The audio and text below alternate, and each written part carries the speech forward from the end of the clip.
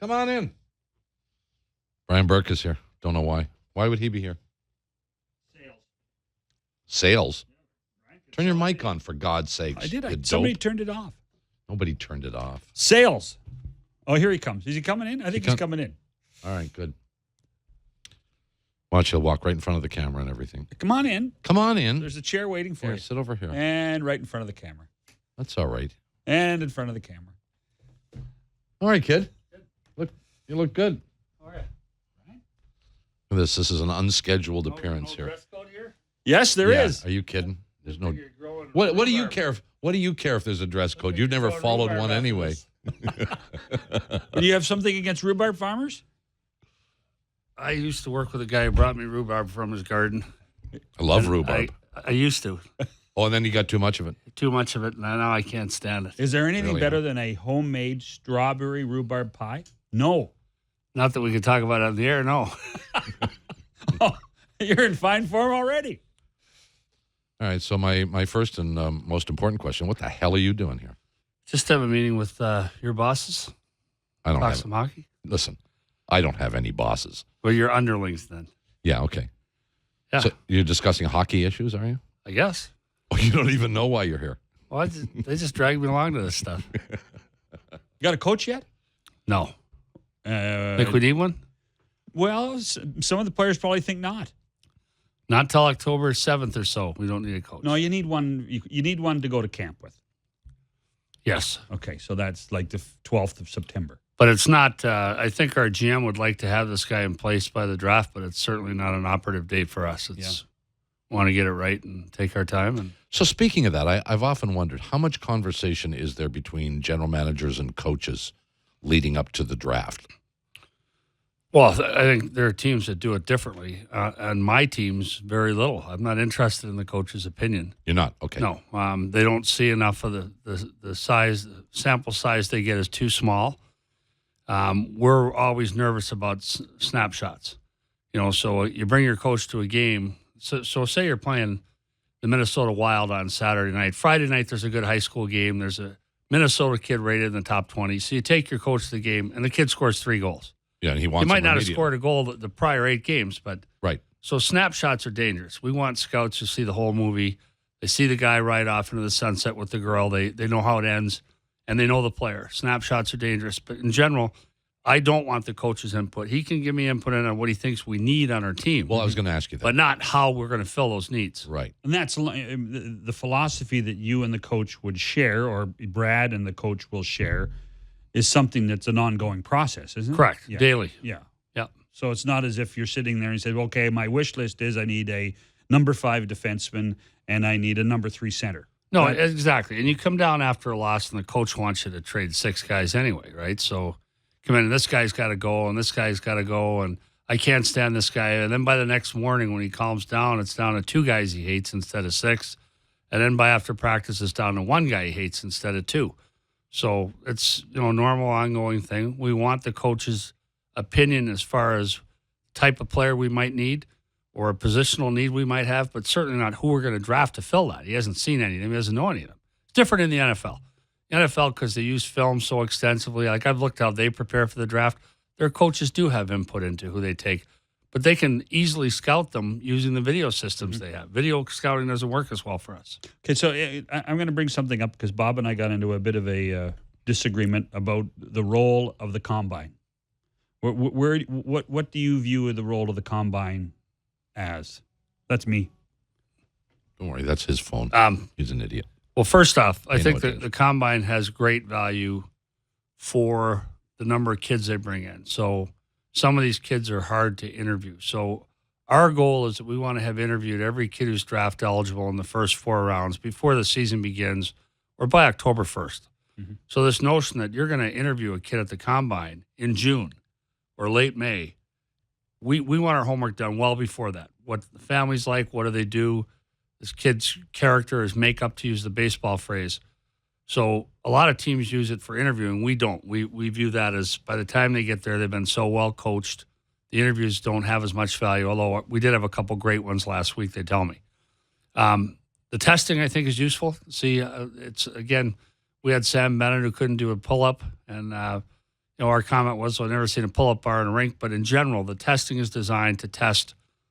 These are skills and strengths and measurable things that are important to hockey players. So I think it has value there.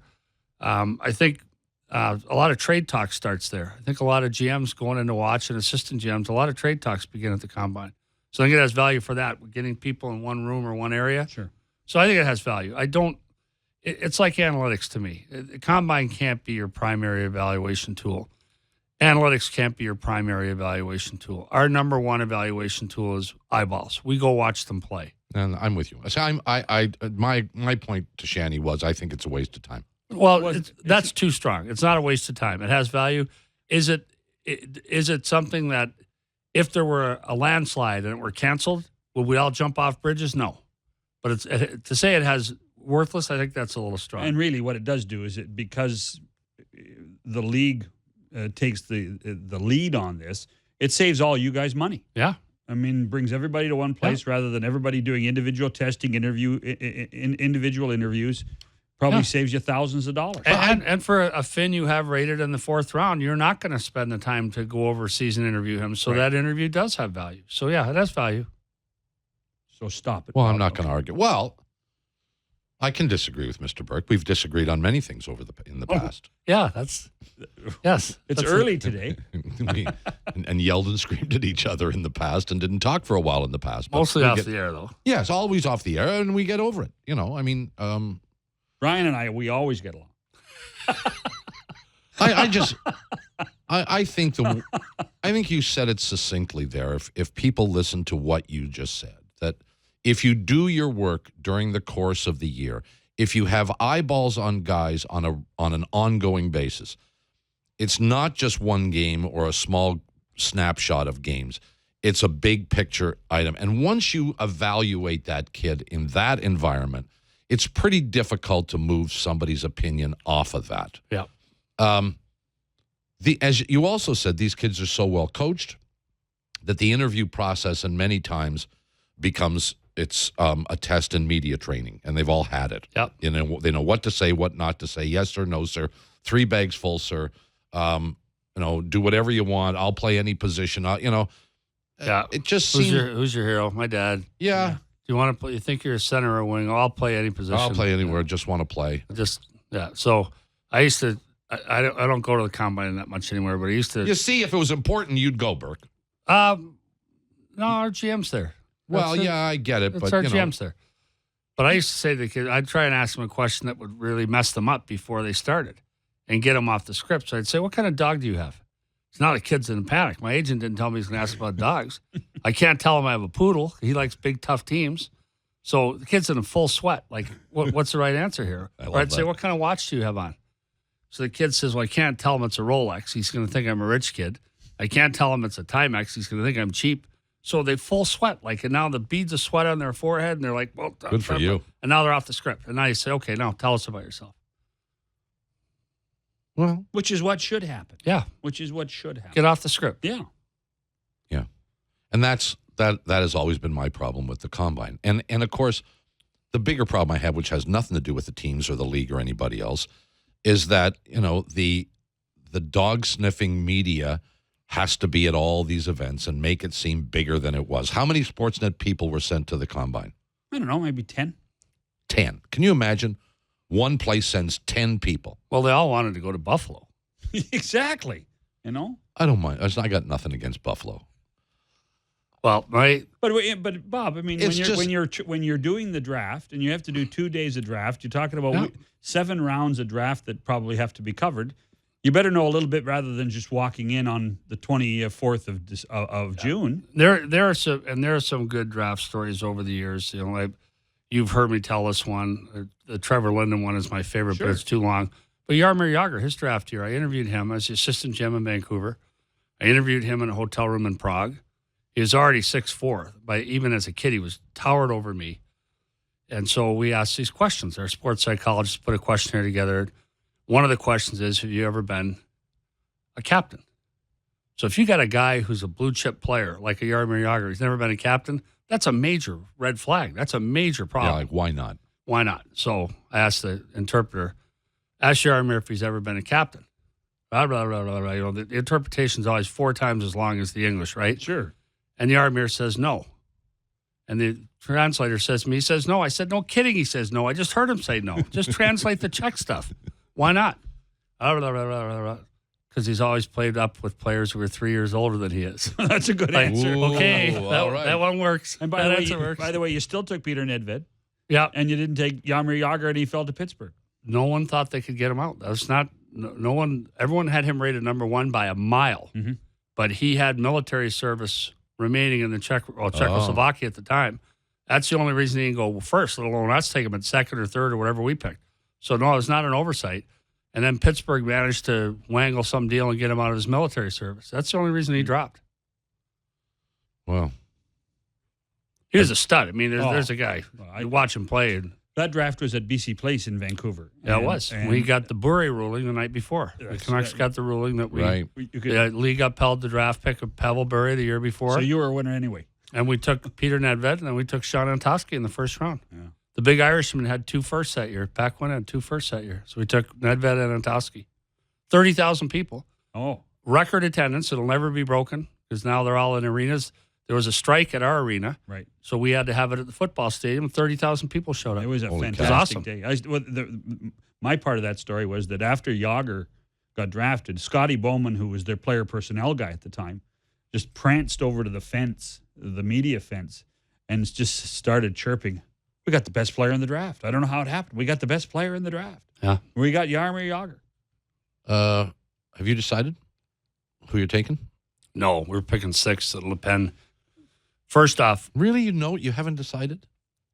Well, it'll depend on who's I'm there. not asking you who it is, but I would think you have a pretty good sense of the top 4 at least. The top 3 for sure. For sure. Yeah.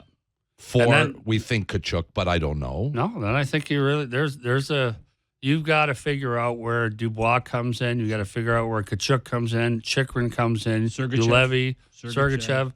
So no, I don't think it's clear at all. And there's enough good players that there's no guarantee we would pick at 6 anyway. We might trade up or down from there. Oh, okay. But having said that, by this time, would you not have your pecking order, your rating? You guys have had your meetings already. Oh, yeah. Yeah. So you know if this guy's available, that's who we're Correct. taking. Gotcha. How much does position matter to you? Do None. you draft? You don't care. Don't care. Since goaltenders, this is my beef, one of my pet peeves lately. Since goaltenders are the essence and most important position on a hockey team, how come nobody drafts them high? Because most of the guys that have gone on to have good careers were high picks end up playing for someone else. You know, J.S. Shigera was drafted by Hartford. I mean, Luongo was drafted by the Islanders. You go through and on and on and on. Carey Price is really the only guy recently taken, and Jonathan Quick, who were recently taken high. Historically, it's been a gamble. And when you say is position important, it's not important in the sense that we rank the best athlete available. So we're always going to take the best player available, regardless of position. Now, that being said, if it's a dead heat, the goaltender goes first. If it's a dead heat, the defenseman goes first. The easiest players to replace in your team are forwards. So if you're in a dead heat, you take the goalie. And if it's a dead heat between a forward and a defenseman, you take the defenseman. Would you say a goaltender is comparable in a generic sense to the quarterback on a football team? Yes. In terms of importance. Yep. If you are the general manager of a football team and you need a quarterback, you will draft a quarterback in the first round. Correct. You will take a quarterback with your first pick almost wherever it is. Right. But hockey does not. But they draft by position more than we do. Why do you think? Well, in their top 4 picks, those guys normally all play. Mm-hmm. So if they need an offensive, let's say they want a left tackle, but they say we're going to go off our list. And I've gone through this with the Indianapolis Colts. I've gone through their entire draft preparation, gone through their list, gone through exactly how they do it when Bill Polian was there. And they will go off their list and draft positionally and say we need a quarterback. We're taking the best quarterback available because our next positional need is left offensive tackle. And there's a guy we're pretty sure we'll be able to get in the second round, and he'll play right away. Yeah. And our second rounders don't play right away. Heck, most of the first round doesn't play right away. Let's be honest. Yeah, that's very different in football. That's also the big difference between an 18-year-old draft and a 21-year-old draft. The Philadelphia Flyers spent 20 years being a good hockey team that didn't have a goaltender. Yes. And how many did they draft in the first round? I don't know. None. I mean, that part of it, Burke, never made any sense to me. I think it's just one of these things that hockey has fallen into, and now we do it without thinking about it. Well, I was sitting on the floor. We took Bobby Ryan when Carey Price was taken, and I'm telling you, there was a lot of snickering going on then. Yeah. What a gamble Montreal just took, taking a goalie that high. And look at him. Well, yeah, but that's my point. You know, then now this year he gets hurt, and I get it. I know. You got to go. I do. All right. What do you got? You got a present? No, I bought a new GPS for my truck. There you go. The one I have, it only lasted 12 years before it crapped out. So well, and there are new. You got a 12-year-old truck? Can't you buy a new truck? 12-year-old GPS. Cheap bastard. No, my truck runs great. I don't need a new truck. I mean, and GPS. There are new roads. New roads, new places. They paved some of them since they bought that thing. All right, go to your meeting. Okay, thanks, guys. You're a good friend. Thanks for stopping in. There's Brian Burke.